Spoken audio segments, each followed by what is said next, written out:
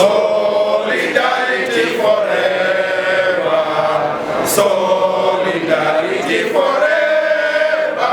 For the union makes us strong. We were on strike a few days ago, a few weeks ago, where we were looking at the 2021-2025 national CBA and the other items that the government had taken time to address. Finally, after about 1 week, we had a return to work formula where the government constituted a team or an interministerial team that now said they were going to address our issues. One of the issues that was addressed on a short term was that staff who were in grade 10 to grade 12 were supposed to get a 10% base increment in their salary. Staff who were in 13 up to 15 were to get 7%. And we were supposed to have that money by the end of October. So in our pay slips, that money was supposed to be there this month. But unfortunately and sadly, the government has reneged on its own agreement. What now they are telling us, when the technical team went to meet them, they started saying now we have 4.3 billion, let's talk about how we are going to distribute the money. They were reminded, we talked about percentages. The technical team that the interministerial committee had mandated had come up with 9.6 billion. So by bringing in 4.3 billion, that was a slap on the face. We told them, go back and address yourselves on to the return to work formula. Then they were given a 7-day strike notice that elapsed last night, midnight.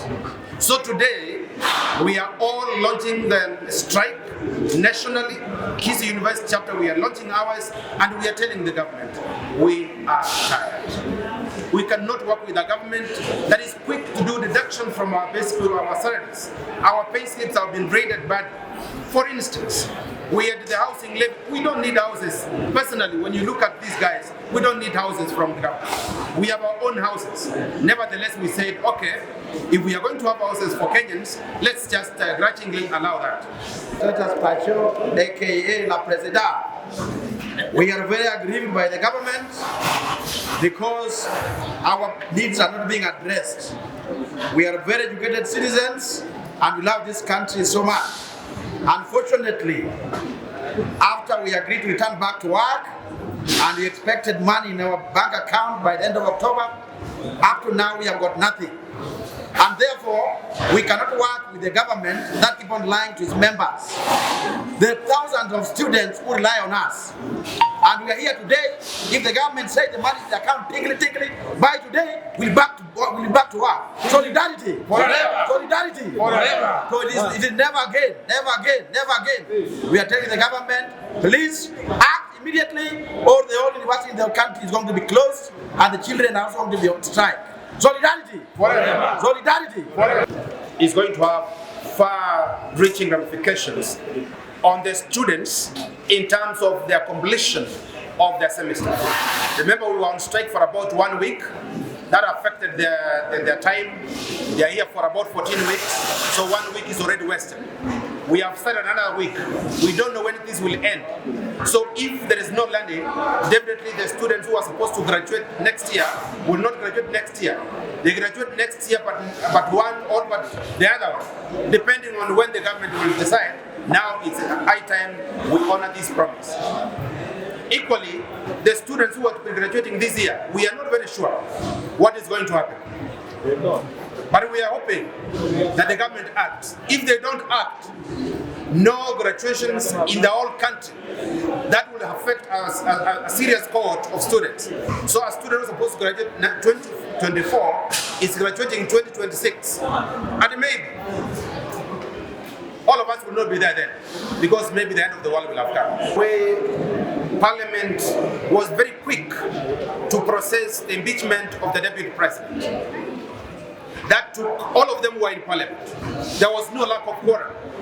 Now today, we are talking on matters very, very serious about the education of this country. These members of Parliament are now in Naivasha enjoying themselves. Nobody's taking this very seriously. And by the way, we did see this from social media. I'm not talking authoritatively about it, where one of the senators is saying all those members of parliament were given whooping a lot of money, money that he has never seen. If a senator tells you that he saw money in a car booth, that money he had never seen, that should tell you it was real money. And all we are asking is just 9.6 billion. That will solve all the problems that we are talking about. And our students will be back in class. All the lecturers will be back in class. All the other university administrators will be in class. So now you can see 9.6 billion against what they were given. And theirs was being processed very, very fast. And it was in the cap of. Ours, we are saying, we need the money to be in the account. You can imagine what that means. So we are telling this government, take education seriously. Members of parliament, from wherever they come from, all these children are coming from those constituencies. Unless you are very careful, this might be a turning point. You must address the issues of education, issues of health, issues of agriculture, so that we can also feel like we are part and parcel of Kenya. Otherwise, we are not living in this country. Others are living for us. That is where we are saying the academy where we have mtu amesoma mpaka amefika kuna degree 2, degree 3, degree 4, ndiye analipwa mshahara 100,000, 1,100. Na yule mwenye atafanya hivyo analipwa mamilioni ambayo yanawekwa kabu. We are saying enough is enough. Solidarity forever. Solidarity forever.